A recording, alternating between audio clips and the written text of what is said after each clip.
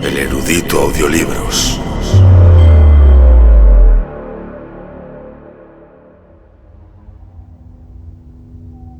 Jean Potocki, historia del endemoniado Pacheco, Histoire du démoniaque Pacheco, 1805.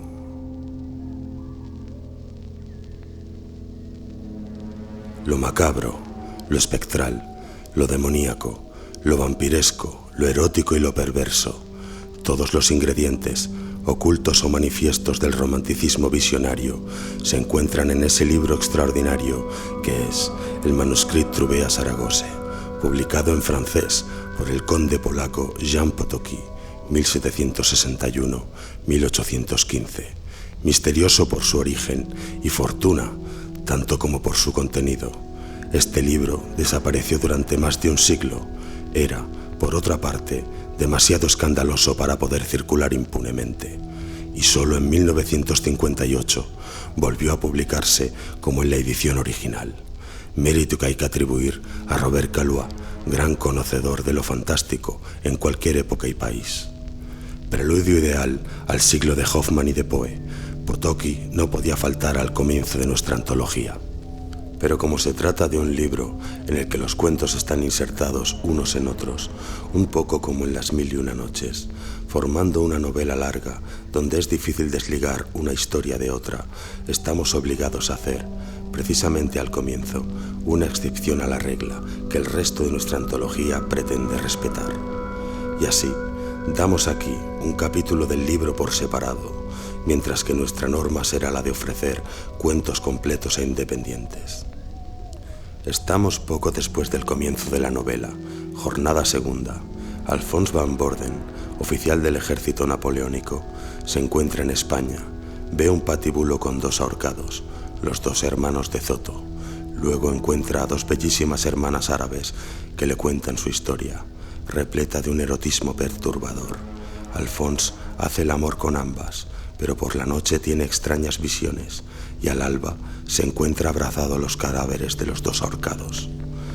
Este tema del abrazo con dos hermanas y a veces con su madre se repite en el libro varias veces, en las historias de varios personajes, y siempre aquel que se creía un amante afortunadísimo se encuentra por la mañana bajo el patíbulo, entre los cadáveres y los buitres. Un encantamiento ligado a la constelación de Géminis es la clave de la novela. En los inicios del nuevo género literario, Potocki sabe con exactitud por dónde encaminarse. Lo fantástico es exploración de la zona oscura donde se mezclan las pasiones más desenfrenadas del deseo y los terrores de la culpa. Es evocación de fantasmas que cambian de forma como en los sueños, ambigüedad y perversión. Historia del endemoniado Pacheco. Finalmente, desperté de verdad. El sol quemaba mis párpados, que apenas si podía abrir. Entreví el cielo y me di cuenta de que me hallaba al aire libre. Pero el sueño pesaba aún sobre mis ojos, y aunque ya no dormía, todavía no estaba despierto del todo. Veía desfilar ante mí imágenes de suplicios, sucediéndose unas tras otras. Me sentí horrorizado y me incorporé rápidamente. ¿Cómo expresar con palabras el horror que sentí en ese momento? Me encontraba bajo la horca de los hermanos, pero los cadáveres de los dos hermanos de Zoto no colgaban al aire, sino que yacían junto a mí. Lo que quiere decir que había pasado la noche junto a ellos. Me hallaba sentado sobre trozos de cuerdas, restos de ruedas y de esqueletos humanos, y sobre horrorosos harapos que la podredumbre había separado de ellos. Pensé un momento que quizás no estaría aún bien despierto y que aquello era un horrible sueño. Cerré los ojos y busqué en mi memoria dónde había estado la víspera. En ese instante sentí como si las garras de un animal se hundiesen en mi costado, y vi a un buitre que se había arrojado sobre mí y que devoraba a uno de mis compañeros de lecho. El dolor que me causaban sus garras era tan intenso que logró despertarme del todo. Junto a mí se encontraban mis ropas y me apresuré a vestirme. Ya vestido, quise salir de la tapia que rodeaba la horca, pero vi que la puerta se hallaba cerrada y a pesar de mi esfuerzo no logré romperla. Tuve pues que trepar por la triste muralla, y apoyándome en una de las columnas de la horca, me puse a contemplar la comarca que desde allí se divisaba. Fácilmente pude orientarme. Me hallaba a la entrada del Valle de los Hermanos, no lejos de las orillas del Guadalquivir. Mientras observaba el paisaje, vi cerca del río a dos viajeros, uno de los cuales preparaba un almuerzo, mientras el otro sujetaba con la brida los caballos. Me alegró tanto ver a aquellos hombres que mi primer movimiento fue gritarles: ¡Agur! ¡Agur!, lo que en español quiere decir hola o buenos días. Al ver que alguien les saludaba desde lo alto de la horca, los viajeros parecieron indecisos un instante, pero enseguida montaron en sus caballos, los pusieron a galope tendido y tomaron el camino de los alcornoques. Fue inútil que les gritara para que se volviesen. Cuanto más gritaba, más golpes de espuela daban a sus caballos. Cuando les perdí de vista, decidí abandonar aquel sitio. Salté a tierra, pero con tan mala fortuna que me hice daño en una pierna. Cojeando un poco, logré llegar a la orilla del Guadalquivir y me acerqué al sitio donde los viajeros habían abandonado su almuerzo. Era lo que yo necesitaba, pues me encontraba agotadísimo. El almuerzo se componía de chocolate, que cocía aún, esponjado mojado en vino de Alicante, pan y huevos. Después de reparar mis fuerzas, me puse a pensar en lo que había ocurrido durante la noche. Guardaba todavía un recuerdo algo confuso de ello, pero lo que sí recordaba perfectamente era haber dado mi palabra de honor de guardar el secreto y estaba firmemente decidido a cumplirla. Esto resuelto, lo único que tenía que hacer, por el momento, era decidir qué camino había de tomar, y me pareció que las leyes del honor me obligaban, más que nunca, a atravesar Sierra Morena. Quizás el lector se sorprenda de verme tan preocupado por mi honor y tan poco por los sucesos de la víspera, pero esta manera de pensar era consecuencia de la educación que había recibido, como podrá verse por la continuación de mi relato. Por el momento, sigo con el de mi viaje. Tenía gran curiosidad por saber lo que los demonios habrían hecho de mi caballo, que había dejado en venta quemada, y como además estaba en mi camino, decidí pasar nuevamente por la venta. Tuve que recorrer a pie todo el Valle de los Hermanos y el de la venta, lo que no dejó de fatigarme. Estaba deseando encontrar mi caballo y, en efecto, lo hallé, en la misma cuadra donde lo dejé. Parecía animado, bien cuidado y limpio. No podía imaginarme quién se había ocupado de él, pero como ya había presenciado tantas cosas extraordinarias, no me llamó mucho la atención. Me habría puesto inmediatamente en camino si la curiosidad no me hubiese empujado a recorrer de nuevo el interior de la venta. Encontré el cuarto donde había dormido la noche que llegué por primera vez, pero no pude hallar el salón donde vi a las bellas africanas. Cansado de buscarlo, renuncié a ello y montando en mi caballo, continué mi camino. Cuando desperté bajo la horca de los Hermanos, el sol se encontraba en su punto más alto.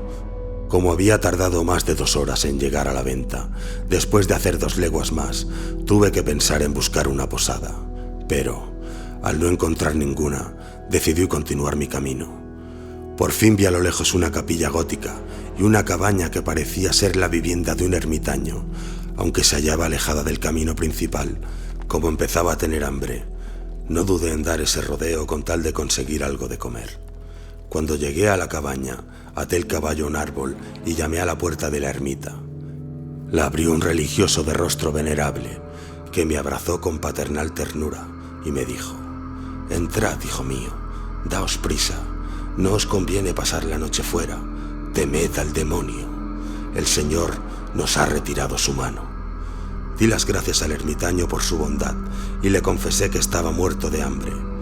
«Pensad primero en vuestra alma, hijo mío», me contestó. «Pasad a la capilla y arrodillaos ante la cruz. Me cuidaré de vuestra hambre, pero solo podréis hacer una comida frugal, la que corresponde a un ermitaño». Entré a la capilla y me puse a rezar de verdad, pues era creyente y hasta ignoraba que hubiese incrédulos. El ermitaño vino a buscarme al cabo de un cuarto de hora y me condujo a la cabaña, donde me había preparado una modesta comida. Se componía de aceitunas excelentes, cardos conservados en vinagre, cebollas dulces en salsa y galletas en vez de pan. También disponía de una media botella de vino. El ermitaño me dijo que él no bebía nunca, pero que la guardaba para el sacrificio de la misa. Así pues, tampoco me atreví a beber yo, pero gocé en cambio de la cena. Mientras comía, vi entrar en la cabaña una figura más horrible que todo lo que había visto hasta entonces. Era un hombre que parecía joven, pero de una delgadez espantosa. Sus cabellos se hallaban erizados y de uno de sus ojos, que había perdido, manaba sangre.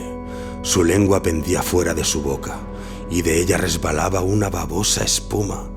Llevaba puesto un traje negro bastante bueno, pero era esa su única ropa. No tenía ni medias ni camisa.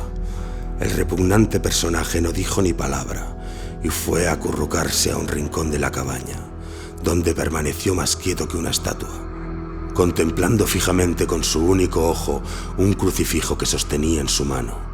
Cuando acabé de cenar, pregunté al ermitaño quién era aquel hombre. «Hijo mío», me respondió, «ese hombre es un poseso al que yo intento librar de los demonios. Su terrible historia prueba el poder fatal que el ángel de las tinieblas ha usurpado en esta desgraciada comarca. Como puede ser útil para vuestra salvación que la conozcáis, voy a ordenarle que os la cuente». Y volviéndose hacia donde estaba el endemoniado, le dijo: «Pacheco, Pacheco, en nombre de tu Redentor te ordeno que relates tu historia». Pacheco lanzó un terrible alarido y comenzó en estos términos: «Historia del endemoniado Pacheco. Nací en Córdoba, donde mi padre vivía disfrutando de una excelente posición. Mi madre murió allí hace 3 años. Al principio, mi padre pareció sentir mucho su pérdida, pero al cabo de algunos meses, con ocasión de un viaje que tuvo que hacer a Sevilla, se enamoró de una joven viuda llamada Camila de Tormes. Esta Camila no gozaba de muy buena fama, y algunos amigos de mi padre intentaron hacerle desistir de tales relaciones, pero fue inútil. Mi padre insistió en casarse con ella, y el matrimonio tuvo lugar 2 años después de que mi madre muriera. Las bodas se celebraron en Sevilla, y pocos días después mi padre regresó a Córdoba con Camila, su nueva esposa, y una hermana de esta que se llamaba Inesilla. Mi madrastra respondía perfectamente a la mala opinión que se tenía de ella, y lo primero que hizo en su nueva casa fue intentar seducirme, cosa que no logró, pues supe resistir a su intento. Pero en cambio me enamoré perdidamente de su hermana Inesilla. Mi pasión por ella creció de tal modo que no tardé en arrojarme a los pies de mi padre para pedirle la mano de su cuñada. Mi padre me obligó a levantarme y después me dijo: «Hijo mío, te prohíbo que pienses en ese matrimonio, y te lo prohíbo por 3 razones. En primer lugar, no sería serio que te convirtieras en el cuñado de tu padre. En segundo lugar, los santos cánones de la Iglesia no aprueban esa clase de matrimonios. Y por último, no quiero que te cases con Inesilla». Después de exponerme estas 3 razones, me volvió la espalda y se marchó. Me encerré en mi cuarto, abandonándome a la desesperación. Mi madrastra, a quien mi padre habría contado lo ocurrido, vino enseguida a verme. Me dijo que no debía desesperarme de ese modo, porque, aunque yo no pudiera ser el marido de Inesilla, podría ser su cortejo, es decir, su amante, y que el lograrlo corría de su cuenta. Pero a la vez me declaró la pasión que sentía por mí e hizo valer el sacrificio que hacía al brindarme a su hermana. Abrí mis oídos a sus palabras, que tanto encendían mis deseos, aunque Inesilla era tan recatada que me parecía imposible se pudiese lograr que correspondiera a mi pasión. Por aquel tiempo mi padre decidió de hacer un viaje a Madrid, con el propósito de conseguir la plaza de corregidor de Córdoba, y llevó consigo a su mujer y a su cuñada. Su ausencia iba a durar solo 2 meses, pero ese tiempo me pareció muy largo. Estando lejos de Inesilla, cuando transcurrieron los 2 meses, recibí una carta de mi padre, en la cual me ordenaba fuese a esperarle a Venta Quemada, a la entrada de Sierra Morena. Unas semanas antes, quizás hubiese dudado mucho antes de ir a Sierra Morena, pero precisamente acababan de ahorcar a los 2 hermanos de Zoto. Su banda había sido dispersada y los campos parecían ahora bastante seguros. Partí pues de Córdoba a las 10 de la mañana siguiente y pernocté en Andújar, en la posada de uno de los andaluces más charlatanes que he conocido. Pedí una cena abundante, comí buena parte de ella y guardé el resto para el viaje.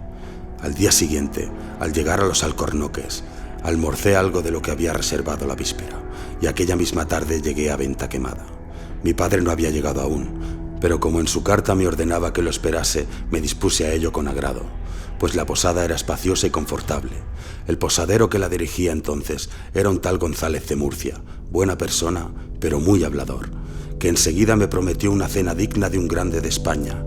Mientras se ocupaba en prepararla, fui a pasearme por la orilla del Guadalquivir.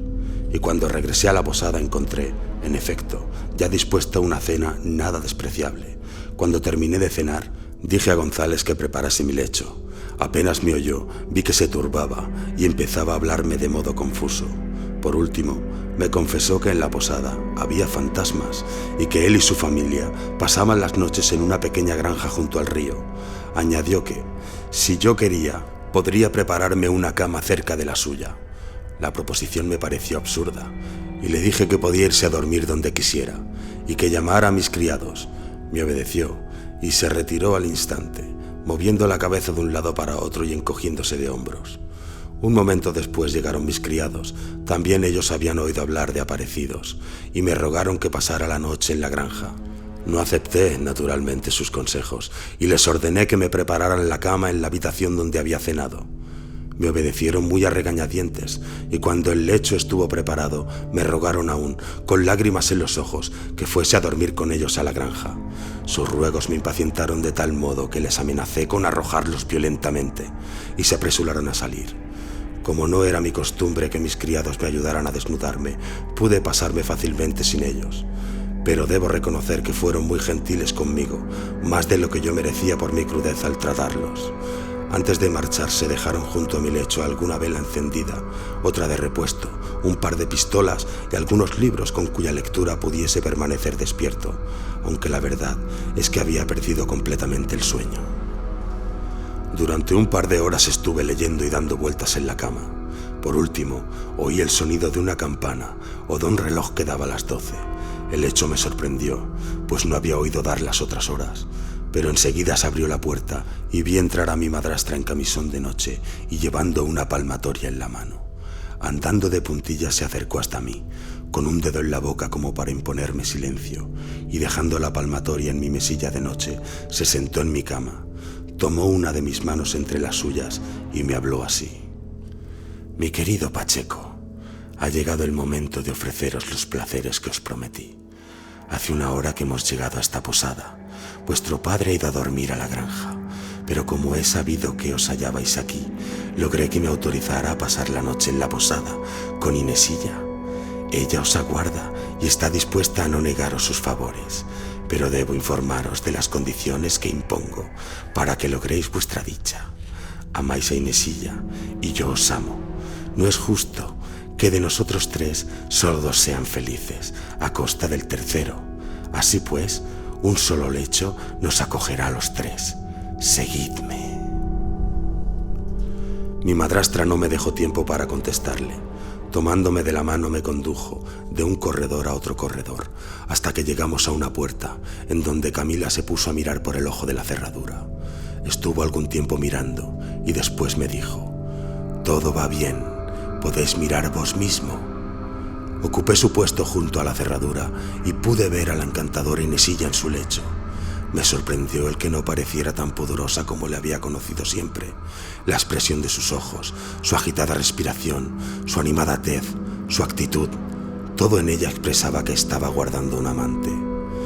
Después de haberme dejado mirar unos minutos, mi madrastra me dijo: «Mi querido Pacheco, permaneced en esta puerta, y cuando llegue el instante oportuno, vendré a avisaros».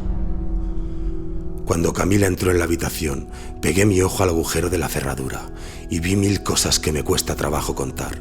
Primeramente, Camila se desnudó del todo y metiéndose en la cama con su hermana, le dijo estas palabras: «Mi pobre Inesilla, ¿es verdad que deseas un amante? Pobre niña, no sabes el daño que te hará. Primero te derribará, se echará sobre ti y después te aplastará y te desgarrará.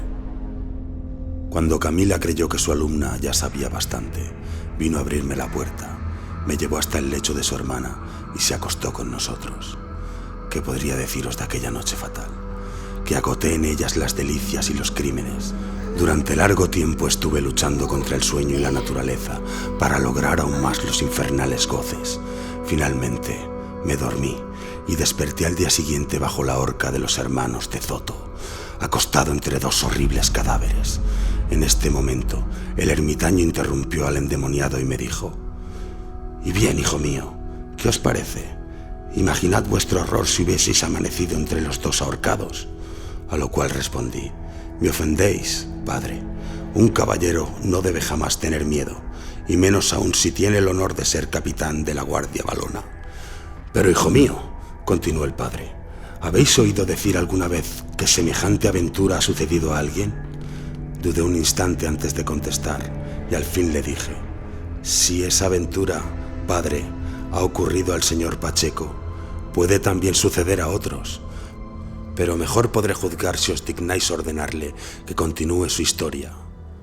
El ermitaño se volvió hacia el endemoniado y le dijo: «Pacheco, en nombre de tu Redentor, te ordeno que continúes tu historia». Pacheco lanzó un nuevo y terrible alarido y continuó de esta suerte: «Dejé la horca medio muerto de miedo, me arrastré como pude y marché sin saber a dónde me dirigía. Por fin encontré unos viajeros que tuvieron piedad de mi situación y me condujeron a la venta quemada, donde hallé al posadero y a mis criados, muy preocupados por mí. Les pregunté si mi padre habría dormido en la granja y me contestaron que nadie había llegado aún. No me atreví a quedarme más tiempo en la venta y resolví regresar a Andújar. Cuando llegué ya se había puesto el sol y la posada estaba llena. Me prepararon una cama en la cocina y me acosté pronto. Pero los horrores de la noche anterior, vivos aún en mi espíritu, me impedían conciliar el sueño. Había dejado encendida una vela sobre el hogar de la cocina. De pronto, la vela se apagó y sentí al instante un escalofrío mortal que heló mis venas. Al mismo tiempo, alguien tiró del cobertor y oí una voz femenina que me decía: «Soy Camila, tu madrastra. Tengo frío, amor mío. Hazme sitio bajo la manta». Y otra voz: «Soy Inesilla. Tengo mucho frío. Déjame entrar en tu cama». En ese momento sentí una mano helada que me agarraba por el cuello. Reuní todas mis fuerzas y exclamé: «¡Satán, vete de aquí!». Entonces las dos voces de antes me dijeron: «¿Por qué nos echas? ¿No eres nuestro maridito? Tenemos mucho frío. Vamos a encender un poco de lumbre». En efecto, poco tiempo después vi las llamas en el hogar de la chimenea. La estancia se iluminó, pero en vez de ver a Camila y a Inesilla, lo que vi fue a los hermanos de Zoto, colgados de la chimenea. Esta visión me aterrorizó. Rápidamente me levanté y salté por la ventana y me puse a correr con todas mis fuerzas. Por un momento creí haber logrado escapar de tantos horrores, pero al volverme vi con temor que era seguido por los dos ahorcados. Corrí de nuevo y me pareció que había logrado dejarlos atrás, pero mi ilusión duró poco. Las horribles criaturas lograron rodearme y llegar hasta mí. Intenté correr, pero mis fuerzas me abandonaron. Sentí entonces que uno de los ahorcados me sujetaba por el tobillo izquierdo. Intenté zafarme, pero el otro ahorcado me cortó el camino poniéndose ante mí, mirándome con ojos terribles y sacándome una lengua roja como el hierro cuando sale del fuego. Pedí clemencia, pero fue en vano. Aquel monstruo me sujetó el cuello con una mano y con la otra me arrancó el ojo que me falta. En el hueco de mi ojo introdujo su lengua de fuego, me lamió el cerebro y me hizo aullar de dolor. El otro ahorcado, que me había agarrado la pierna derecha, quiso también martirizarme. Comenzó a hacerme cosquillas en la planta del pie que tenía sujeto. Pero después, el monstruo me arrancó la piel del pie, separó los nervios, les quitó su encarnadura, y el muy canalla se puso a tocar sobre ellos como si fuese un instrumento musical.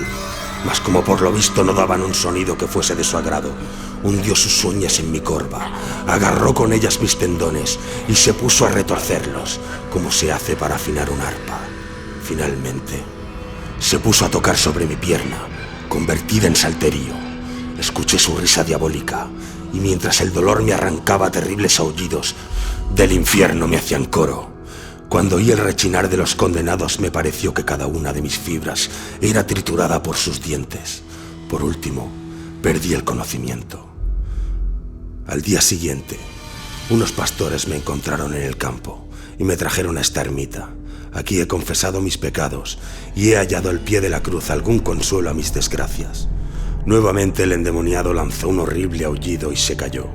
El ermitaño habló entonces y me dijo: «Joven, ya veis el poder de Satán. Debéis rezar y llorar, pero ya es tarde y debemos separarnos. No os invito a que descanséis en mi celda, porque Pacheco lanza tales gritos durante la noche que no podríais dormir. Id a acostaros a la capilla, allí estaréis bajo la protección de la cruz que triunfa sobre los demonios». Contesté al buen ermitaño que lo haría de buen gusto. Llevamos a la capilla un pequeño catre de tijera y me acosté en él, mientras el ermitaño me deseaba buenas noches. Cuando me encontré solo, me puse a pensar en la historia de Pacheco, en la que encontraba bastante semejanza con mis propias aventuras. Me hallaba aún pensando en ello cuando oí que daban las 12, pero no podía saber si era la campana de la ermita o si es que iba a toparme nuevamente con aparecidos. A los pocos instantes oí que llamaban a la puerta de la capilla y pregunté: «¿Quién hay ahí?». Una voz femenina me respondió: «Tenemos frío, ábrenos, somos tus mujercitas». «Sí, sí, malditos ahorcados», les contesté, «volveos a vuestra horca y dejadme dormir». La misma voz volvió a decirme: «Te burlas de nosotras porque estás en una capilla. Ven fuera y verás». «Ahora mismo voy», contesté. Fui a buscar mi espada e intenté salir, pero vi que la puerta estaba cerrada. Les dije a los aparecidos lo que ocurría, pero no me contestaron. Entonces me fui a acostar y dormí hasta el alba.